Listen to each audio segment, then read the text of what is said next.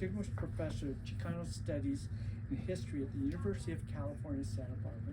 Go Gauchos.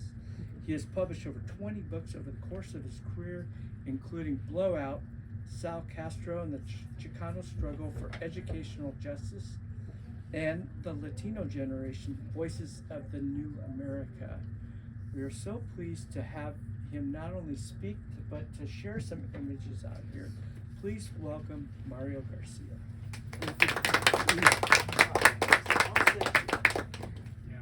Thank you all very much. Buenas tardes. Buenas noches. Good evening, all of you. And viva la fiesta. I see this is part of Fiesta Week, so thank you all for coming. Thanks to Chaucer, thanks to Michael for organizing this. And thanks to the audience. I know it's the dinner hours, so I'll try to stay within my time limit as much as I can. And so the first thing I'll just say is I want to give a shout out to Rutgers University Press that published this beautiful, beautiful book, way beyond my expectations of what it was going to turn out to be. And the first time I published with Rutgers, and they just did a magnificent job. It is in many ways an art book. I mean, there's at least 70 images there. Of course, but it's couched within Rupert's story, based on 50 hours of interviews that I did over many years, and that's a story in itself. But there's a lot of wonderful images, and I'll show you some of those as we move along. Who is Rupert Garcia? In my estimation, Rupert Garcia is one of the major American artists of the latter part of the 20th century and the first 2 decades of the 21st century. He's a committed artist. He is an engaged artist. His values are based on social justice, human dignity, anti-racism, anti-capitalism, anti-imperialism, anti-war, and pro-democracy, and with an international perspective. What is a testimonio? This is part of the title. Testimonio comes from a tradition out of the 1960s in Latin America, when journalists and scholars began to interview activists, including even revolutionaries, in terms of their experiences. And part of a testimonio is a praxis that's involved, a praxis, which means something that can be socially engaged. So what is that practice? Well, in the case of Rupert's images, for example, Rupert would want people to see his image, see the images. It's a very powerful image, and then reflect on the image, and then more importantly, act on the image. How am I going to carry out Rupert's values of social justice, human dignity, anti-imperialism, pro-democracy? How am I going to do that? It could also be on in the text as well. And so a testimonial involves that kind of engagement. And let me say a little bit about Rupert's story. There's a lot more in the book, but I'll just give you a summary of his story. Rupert was born in a small settlement called French Camp, right outside of Stockton, California. But he really was raised and grew up in Stockton. Both his mother and his father were U.S.-born Mexican Americans. His father was in World War II, and he grew up with two other siblings. But after the war, the parents divorced, and then his mother moved into Stockton, and so Rupert grew up in Stockton, raised by his mother and by his maternal grandmother, Guadalupe. And they lived in a community that was relatively mixed, working class community, Chicanos, blacks, Asian Americans, working class whites. And that's important because that will be reflected in the way that he engages with his art and his perspective. He has this kind of multi-ethnic perspective. And that will develop even more later. He went to the public schools. He showed already an inclination to be an artist by the time he was in high school. His family was actually quite artistic, and we'll discuss that later. So he did come from an artistic family. and that showed in him. And so he then, after high school, he graduated in 1960. Then he stayed 2 years attending the local community college and got his AA in art. But then how to go forward to further his art education? He didn't have any money. He didn't have a job. Uncle Sam wants you. 1962. Wow. And so he joins the Air Force. He's recruited by an Air Force guy to join the Air Force. He's based in Montana initially. And then he's sent to what he calls Indochina during the time that the U.S. is beginning to become even further engaged in promoting unjust and unnecessary war in Vietnam. So Rupert is sent to a secret Air Force base in Thailand. And it's secret because it's a base that begins to do the heavy bombing of North Vietnam in an operation called Operation Rolling Thunder. And so his job, he was trained as a security kind of guy, with others, was to patrol the air base to make sure that there was no infiltrators or whatever. So he did a whole year of it. It affected him, and that will be later reflected in some of his art pieces. He comes home. At least now he has a GI Bill, and now he can further his art education. So he enrolls at San Francisco State, and so because he has a community college education, he took some classes when he was in the Air Force, and so he only needed 2 years to complete his BA. So he gets his BA in '68, and then stays and gets his MA in art in 1969. But in those years, especially as undergraduate, not only is he taking art classes, but he's also taking other classes like in sociology. And the professors in sociology, like my friend here, Professor Victor, in sociology, are very progressive, and they develop within Rupert a critical consciousness. He begins to see the world differently. He begins to look back on his war experience differently. He's introduced to Marx and other writers and so forth. And so he becomes a much more critical, has a more critical perspective. But even more importantly, Rupert is at San Francisco State during the year 68-69, which was a year of the very significant strike by students there at San Francisco State, the Third World Front Liberation Student Strike, calling for things like ethnic studies, calling for more diversity, and similar to the free speech movement in '64, calling for a more humane education, not just an education that is going to filter people, put them into what President Eisenhower called the military-industrial complex, to call for a more humane education. Strike lasted quite a number of months, and finally the goal was achieved, at least in terms of ethnic studies that included La Raza studies, Black studies, Asian American studies, and more recruitment of minority students, of third world students. So that was a very important experience. During the strike, Rupert helps to organize the art students in terms of how can they support the strike. And so they decide to do it by doing poster art. And so they learned, it wasn't part of their education, they learned how to do silk screening so that they could put out posters very rapidly. And so some of Rupert's early work is based on poster art. Right when he was a student at San Francisco State, we'll see some of that. So that strike was very significant, and also because, in a way, Rupert was always proud of his Mexican background.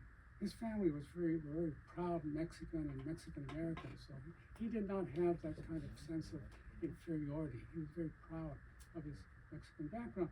But that strike, that Third World Strike, extends his consciousness to include a kind of a third world perspective. And it's also during the period at the beginning of the Chicano movement, and so he also develops an affinity to the movement and also an identity as a Chicano. So he has a kind of multi-ethnic perspective on himself. And that is furthered in 1970 when he moves into the predominantly Latino Mission District in San Francisco. And so there he understands that, of course, the term Chicano wasn't as applicable as the term Mexican American, because you had Latinos from Mexico, from Central America, from South America, and so forth, from Chile. And so he develops a Latino or pan-Latino perspective. So he's got all of this going on in his head, and a lot of it will be reflected in his art. So his art evolves, and he's there in the Mission District during the time of what was called the Mission Cultural Renaissance. And he helped to organize a community of artists called La Galería de la Raza. Yeah. And so they support other artists. They began to do murals.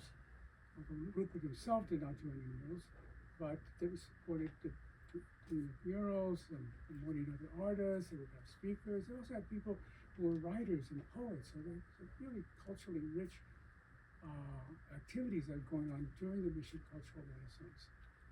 So in those 5 years that he's with La Galería de Razas up to 1975, he does a number of other examples of poster art. And in many ways, he will be better known for that poster art. In some ways, people will still see him in terms of that early production of poster art. But as Rupert says, yeah, that was important for me, but it was a lot more. And so in 1975, he leaves La Galería de la Raza, and he feels that it's time for him to kind of break out on his own.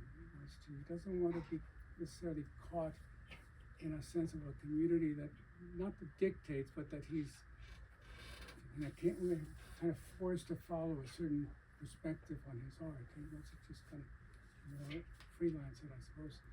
And so this enters into his evolution doing pastel painting. And he does some beautiful, large paintings, rich with color, because for Rupert, he said, if it isn't color, it isn't art. It had to be. And I said, Rupert, where did you get that info? He said, I'm going to the movies when I was growing up in the 40s and the 50s, and seeing those bright, colorful cartoons, that affected me. And also the size of the theater screen also affected later, as he does some very large art production. So he goes into pastel art, and his art continues to evolve. Into the 80s, it evolves further because he begins to do production in oil, with even more glossy, beautiful, beautiful paintings that you will see. And but it doesn't stop there. Into the later 90s, into the new millennium, he begins to experiment in digital art. And so he will do some digital art. So he's constantly evolving as an artist. And by all indication, I've read lots of critics who have written about Rupert García's art. They all attest that he is a master artist, that his aesthetic is incredible. And Rupert, that's important because he's also known as a political artist. Although he says, don't call me a political artist. Why, Rupert? Well, he says, because I don't want to be pigeonholed. And also because I don't deliberately try to politicize someone with my art. Now, if they get something political in my art, that's you, but it isn't necessarily me. I don't know about that. I call him a political artist. He is a political, because all art is political anyway. So he is a political artist, but he's also a brilliant artist. And as I say, all the critics attest to the mastery of his art. And he evolves, and his art begins to reflect that. What else can I say about Rupert? He isn't producing as much today because he's had some illness issues, and so, but I mean, we have about 70 images here in the book, and of course there's hundreds of images as well, but I chose the best ones. The cover is, as you can see, it's dramatic. This image is called The Death of a Striking Mexican Worker. And it's based on a 1934 photo by the renowned Mexican photographer Manuel Alvarez Bravo, who in 1934 took a shot of a dead, striking Mexican worker, and he called it that. Well, he don't know that he called it that, but then Rupert discovers it some years later, and he calls it the assassination of striking Mexican worker. And this is the cover. And Michael, if you would advance one more, this is the actual photograph by Manuel Alvarez Bravo of the striking Mexican worker who was killed, I think, by the federal troops in Mexico City. So back to the image, the cover. And so Rupert does his version, but he says, but I wanted to humanize him. He said, I painted more white. He's like, he's still alive. He's looking above. I wanted to give him a sense of dignity in his death. And I think that comes across. But when it came time to selecting the cover, it was a question of which of his images would be the cover. And I almost said, it's got to be this one. Because it's so powerful. It really draws you in. It's so dramatic. So let me show you then some of the images that are in the book. There's a lot more in the book where Rupert discusses the images. One of the things that's interesting about this book is that, first of all, I'm not an art historian, but so I learned a lot about art by doing the many interviews that I do with Rupert and doing the book. But what's unique about it is that it's not an art historian analyzing Rupert's work. It's Rupert, the artist, analyzing his own work, telling us why he did this image, how he did it, and how one might interpret it. So that's very unique for an artist, a practicing artist, to actually comment on their own art. And so this book is filled with that. And so we go through a lot of the images. Now, the other thing about a testimonio is that it includes a double authorship. What does that mean? It means that one of the authors is obviously Rupert in a sense because he's responding to my questions, but I'm authoring the book. First of all, the book wouldn't have happened without my deciding to do it. Number two, I authored the book because I'm asking him the questions. He doesn't ask himself the questions. He's responding to my questions. I selected the images for him to comment on. So there's a double authorship that's involved. And by the way, Rupert and I are not related. There are many Garcias in the world. Millions, millions. And we're not related. So let's take our little journey into some of the other images that are involved. Let's go. This is a picture of him and his family, his mother, and his two other brothers. This is Rupert here, the chubby one. And this is an early etching that he did in one of his art classes called The Children and War. Let me make sure I get the title. The War on Children, 1967. And it reflects his experience in Thailand. Okay. So I won't comment a lot on these as we go along because it'll take too much time. So some I may not just show it to you. This one is called Black Man and Flag, 1967. And it's influenced by the Black Panther Party. This you could see take it as an American flag, but actually they're prison bars.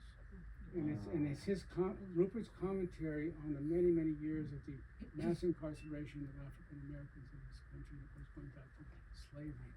So you can see already his politics, his political views coming out very strongly here. And this one, this poster is I don't know that he did for the strike, but it's self-explanatory. No More of the Shit, 1969. What you get here, poster art is important for two reasons. The image, but the wording is critical too. The wording is critical to poster art, rather than just the image. Now, this is the time of the influence of pop art, Andy Warhol and others. And Rupert is affected by that. And so this is his version of pop art, but going beyond Andy Warhol. Andy Warhol would have never written this down. He did images of commercial things, but he would never alienate his sponsors by writing this. And of course, in many ways, Rupert, although he felt that he was, influenced by Andy Warhol and others on pop art, but he felt that ultimately they succumbed to commercialism and sold out. And so this is critical poster art. Okay. This is Rupert actually at San Francisco stage during the strike. He had a lot more hair then. And Rebecca's dad, by the way, Rebecca's dad was there photographing the strike at the time oh my as God. a student as Really? well. Wow. That's Do you know Rupert? It'd be interesting to ask him. Yeah. Yeah. Where are the images? You have them? I do have them. Wow. And he grew up in the mission. Oh my God, yeah. Could imagine that. So everyone, I mean, this is Che Guevara, the great revolutionary, Cuban Revolution of 1959, but then goes on to try to find the revolution in Africa and in Bolivia, where he was captured by the military there and assassinated by the CIA. Rupert fights. This is a very popular saying at the time, you know, Black Power and all, right on, right on, right on. So he puts this on it. So this is his image of the great revolutionary Che Guevara. This was the poster done in support of the strike. They did the posters, you know, for the demonstrations, all that, but they also sold some of the posters because some of the demonstrators had been jailed because the San Francisco police intervened in some of the demonstrations. Some of them were jailed, so the selling of the poster was to help pay for their bail. Okay. This is his image of the great Mexican revolutionary, Emiliano Zapata. This was also used as a poster in support of the strike. It's his particular take on Zapata, 1969. That's great. This is also done for the strike, and it's again the importance of the. In some ways, it's the language, the wording is even more important than the actual image. But again, they're influenced by Black Power, down with the whiteness. Well, what's important was there. He's not saying down with whites. He's saying down with white racism. And then into when he's into the mission, this is his Fuera de Indochina in 1970. He did this specifically for the Chicano anti-war moratorium in LA, in East LA, August 29, 1970, the largest demonstration during the period of the Chicano movement. Some 20,000, mostly Chicanos, demonstrated against the war in Vietnam. It was an unjust war, and a war that was disproportionately recruiting Chicanos, and they were disproportionately being killed and wounded and so forth. So it was a huge demonstration. And Rupert sent that's postered down to the people organizing for the protest to be used for the demonstrations.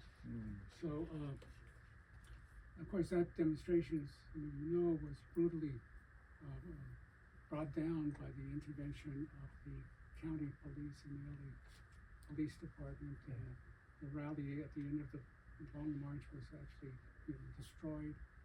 3 people were killed, including the noted Latino journalist, Mexican-American journalist, Rupert Salazar. And actually that comes right to this. So, and later in the fall of 1970, La Galería de la Raza organizes a testimony to Rubén Salazar, the most noted Mexican-American journalist of his time. So Rupert did the poster, and this is an image. Some years ago, I did an edited volume of some of the best of Rubén Salazar's journalism, and I knew immediately that, of course, I wanted to use this image, and Rupert was kind enough. That kind of developed our relationship initially. So this is his image of Rubén Salazar. Frida Kahlo, he was influenced by Frida Kahlo, and he's one of the early promoters in this country of the art of Frida Kahlo. Because she was related with Diego Rivera, one of the great painters that comes in the post-Mexican Revolution 1910 period, in the 30s, 40s, and beyond. And so this is his particular image of Frida Kahlo in 1975. Angela Davis, a great African-American leader, and she became a political prisoner in support of some political prisoners in the penitentiary. So she was arrested and prosecuted, and Rupert did this image in her support. And so so he's calling for the freedom of all political prisoners, including Angela Davis. Angela Davis, he didn't know Angela Davis. He met her later at a particular event, and she told Rupert, "This is the best image that has been done of you." And they became good friends. That's great. Atticus Fascismo, which was done in 1971, this relates to the attack on predominantly black political prisoners at the Attica State Penitentiary in the state of New York, where at that time then Governor Nelson Rockefeller put down the strike they had taken over portions of the prison, and Rockefeller, the governor, sent in the National Guard with the State Guard to put it down. A number of people were killed and so forth. So for Rupert, knowing about this, he said, "This is fascism. This is fascism today too, but fascism too." The use of the so-called calavera, the skull, also indicates, Rupert says, "Yes, I was somewhat obviously influenced by Italo, but not as much by Diego Rivera or Siqueiros or Orozco, the so-called Tres Grandes murals that come out of the Mexican Revolution.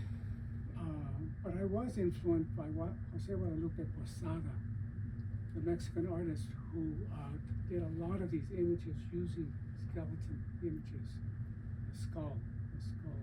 And so this shows that influence, right?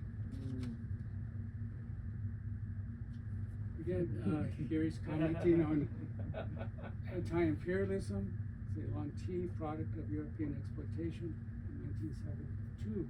Again, Andy Warhol would have never put this word in. That says it all, right? And it shows Rupert understands that Ceylon tea is a product of British imperialism in India, exploiting the production of tea for British commercial and corporate interests.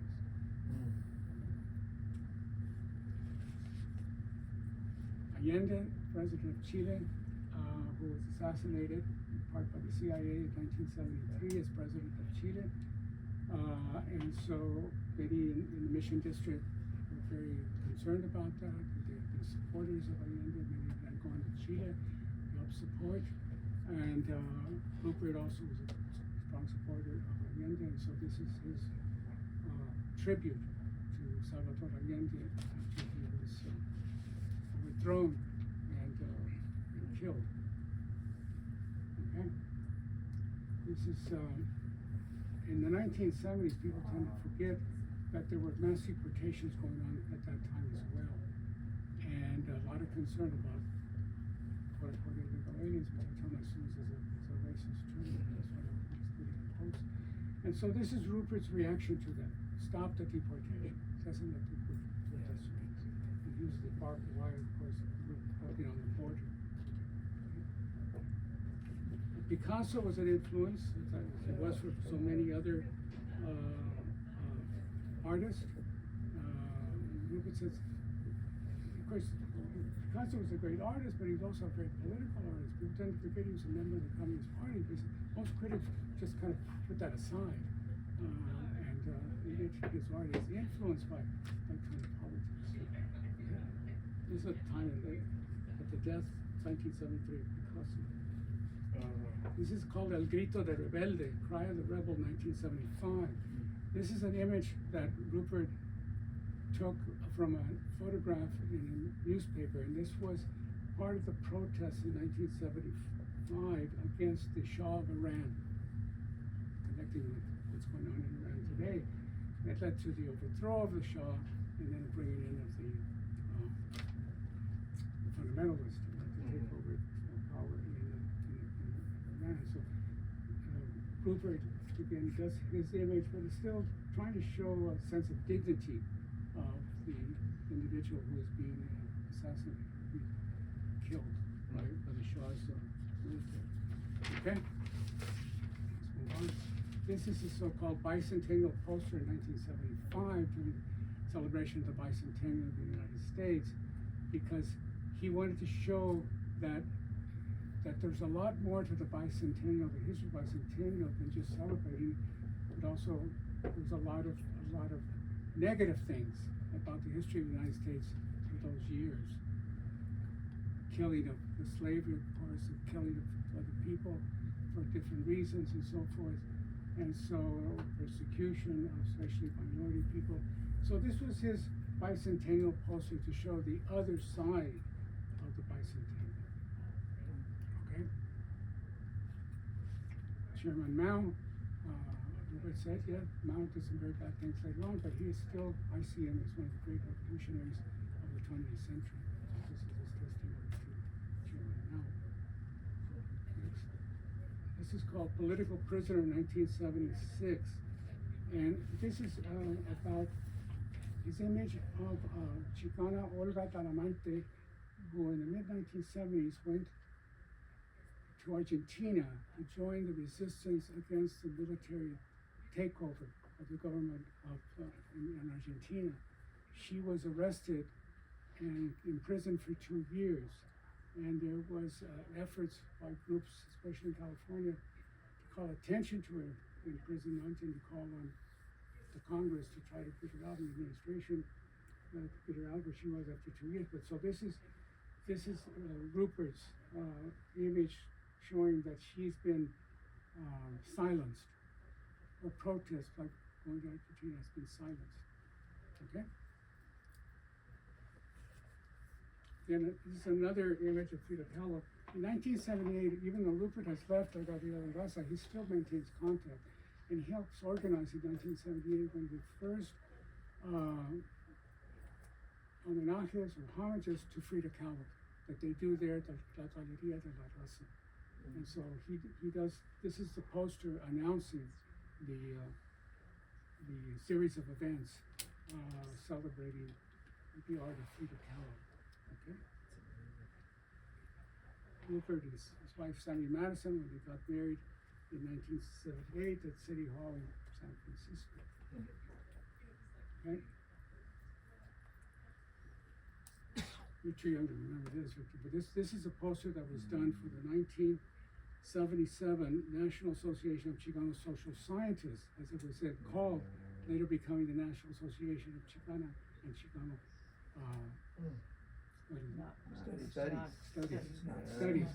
So Rupert was asked by Carlos Munoz from Chicano Studies, that was hosting the conference in UC Berkeley, to do the Munoz was poster. my professor at Berkeley. Munoz, yeah. Yeah. And so he discovered the image of Emma Tenayuca from San Antonio, who at age 18, 19 was a leader of Mexican American women going on strike in the large pecan shelling industries in San Antonio. And she's also a member of the Communist Party. And so he found the image, and this is a poster. Okay? Wow. Then he does the one that we use for the cover, Assassination of Striking Mexican Workers, in 1979, when he discovers that photograph of Manuel Alvarez Bravo. Okay? His tribute to Vincent Van Gogh, like many other artists, influenced by Vincent, especially the use of color. Use of color, which is so fundamental for okay? I'm not the kids first. Oppenheimer, who involved in the development of the atomic bomb.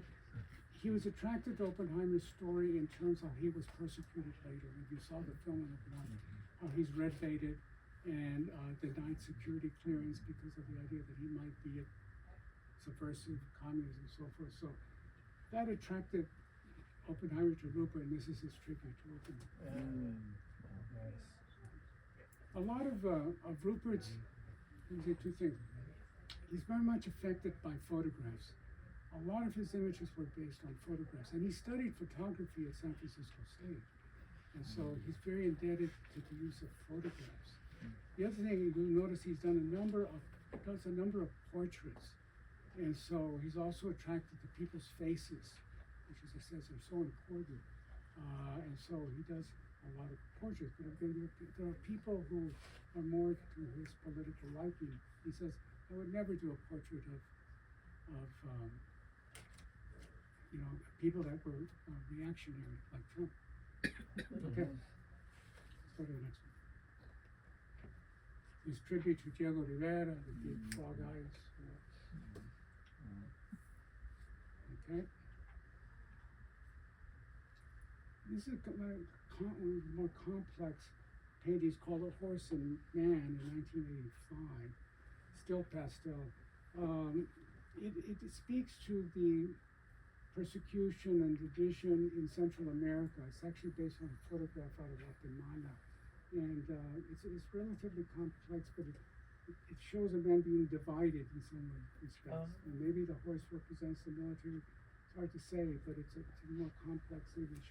Not that his other images are not complex, but this is one of the even more complex ones. Okay? This is an image done in 1985. He was asked by the film director Haskell Wexler, very progressive film director, to do the poster for his film called Latino. And the film depicts U.S. Latinos, Mexican Americans, who are part of the sending by the Reagan administration of American troops, but who are disguised into Nicaragua to attempt to overthrow the revolutionary government of Nicaragua, headed up by the Sandinistas. Reagan felt were communists and that they were being manipulated by Cuba and by the Soviet Union. So these Chicanos are sent in, acting like they're part of the counter-revolutionaries, but they're part of the U.S. military who are sent in, and so they have to shed themselves of anything that smacks of for the fact that they're from the United States, including their dog tags. So he's showing the backside of one of these Chicanos who were sent to Nicaragua, and these are his dog tags, which he's trying to hide them behind his backside. Okay. Nelson Mandela. Some Chicanos might tell Rupert, what does this have to do with Chicano art? Nelson Mandela, was he a Chicano? He says Chicano art can be anything that I want it to be, anything that you want it to be. There should be no prescription. I don't need to do Aztec pyramids to show that it's Chicano art. I can do Chicano art on any number of people.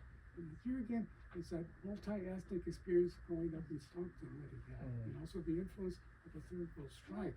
And so he was requested to do this by an anti-apartheid group in the U.S. in support of ending the segregation of blacks in South Africa. And that campaign had been had for Nelson Mandela, who of course had been in prison for a number of years. And so he does this poster, and you can't see the word.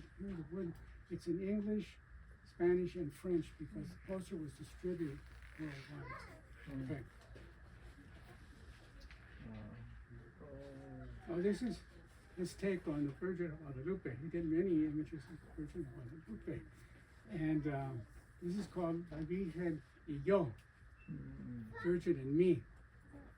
Now, he tells me the story that for many years, he thought his grandmother, Guadalupe, was the Virgen of Guadalupe. Of course, she had an image, her home altar had a Virgin of Guadalupe. And of course, so many Mexicans have a devotion. There's a saying that 90% of Mexicans in Mexico are Catholic, but 100% are Guadalupanos. They support the Virgen of Guadalupe more than they support even Jesus. And so he does his version. This necklace, by the way, is not in the original image, if you believe the story, but it's linked to the Aztec goddess Tonantzin, because the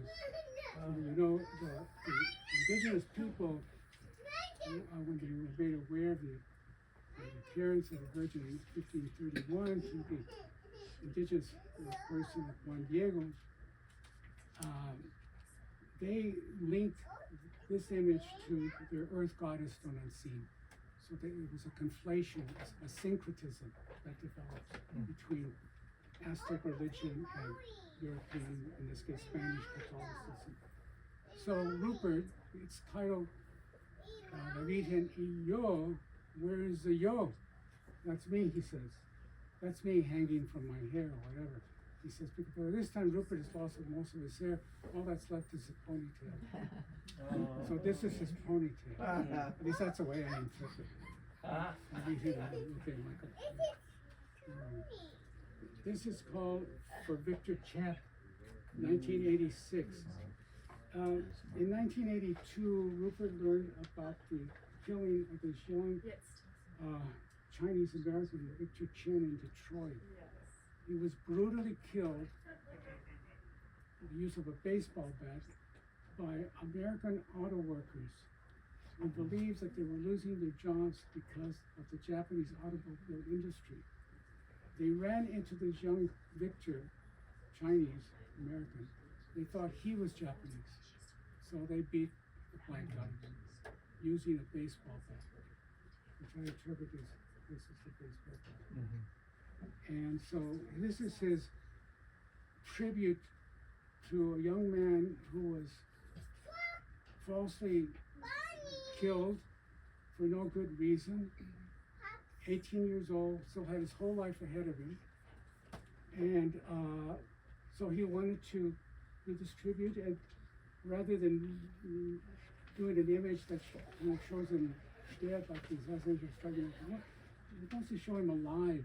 He still has life in him, and the life that was taken, but he's looking up, he's smiling, and so forth. So this is his tribute to Victor Chen. Okay.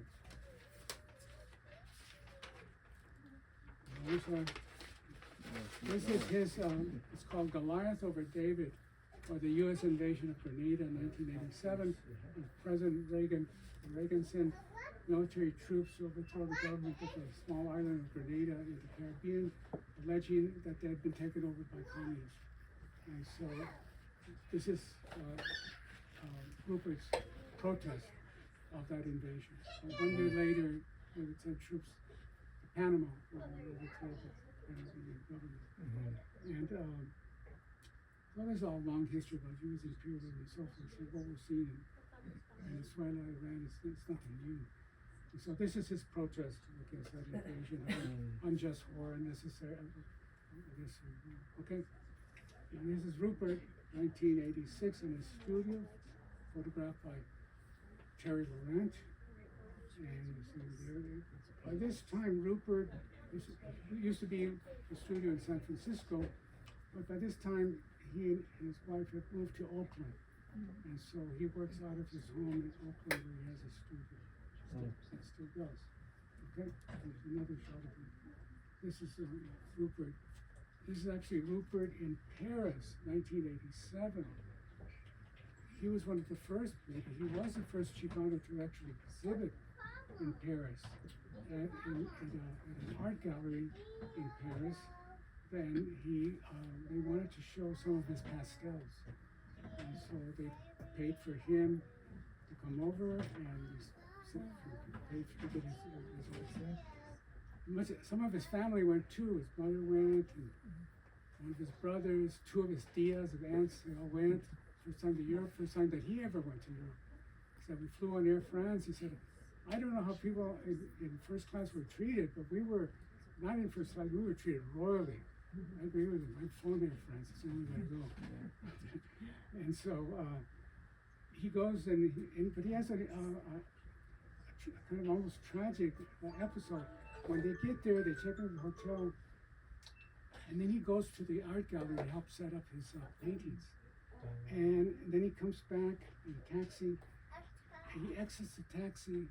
Where is my bag? Oh no! What happened to my bag? That he had his wallet, he had his passport.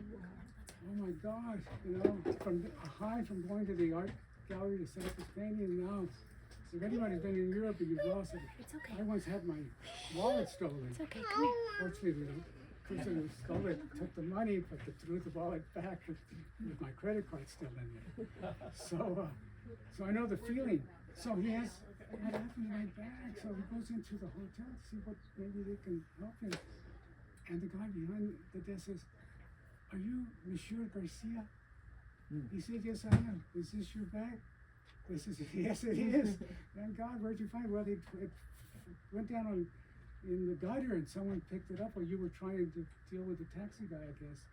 He said, "Oh my God!" And one of his tias said, "Oh, it's a miracle." Rupert said, "Yes, this I believe." Okay. This is okay. This is into his oil.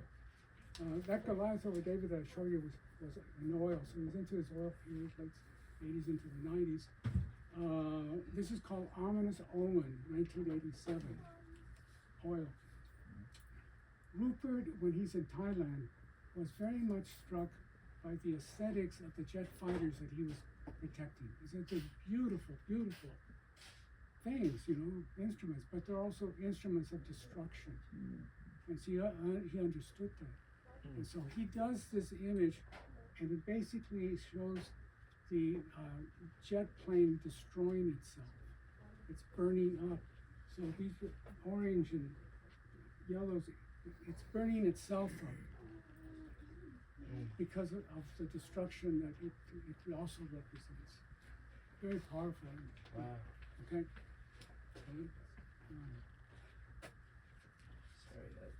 This is No War for Oil, 2004. This relates to Bush and Cheney's also unjust and war of choice in Iraq. And so this is Rupert's protest against that intervention in Iraq. No war for oil. But you could use it now for Venezuela, use it for Iran today. Okay. As you know, there was a lot of torture done by the U.S. military in Iraq, and people would be hooded and they would be almost hung up, but then dogs would be used to harass them and so forth. So this is Rupert's revision of that. As you can see, the guy is still hooded, but here the dogs are protecting. Dogs are protecting the prisoner rather than being part of the torture. That's why he calls it los dos perros, the two dogs in Abu Ghraib. Abu Ghraib was the location where a lot of the torture was taking place by the U.S. military. Okay. This is Obama, 2008. Rupert was a strong supporter of Barack Obama in the 2008 presidential election, which of course Obama won. And so this is his version. This is not the one that became widely popular, but it's his version of Obama. Okay? This is very interesting, and Rupert thinks it's one of the best things he did. It's called Obama from Douglas, 2010. Douglas being Frederick Douglass, great emancipator before and after the Civil War. And well, Rupert, what is all this in the middle? He said, well, we can make whatever you want, but basically what he's suggesting is, what is that relationship? What is the relationship between Obama, the first African-American president, and the great African-American emancipator, Frederick Douglass? What is the connection? Is Obama the inheritor of Douglass's legacy? Or maybe not. Maybe there's something else going on. So it's just one of the things that Rupert always said, art is not just emotion, it's also thinking. Artists are also intellectuals. And I want people to think about my art. I want my art students to think, not just draw, but to think about what they're doing. And so this is that kind of art where, you know, it does make us think, to reflect. And that reflection, going back to that practice, how we go from there. Okay. This is the image of Dolores Huerta, done in 1995 on the occasion of his 61st birthday. Dolores, of course, is also from Stockton, and there's a relationship, family relationship between the Huerta family and Rupert's family. Okay?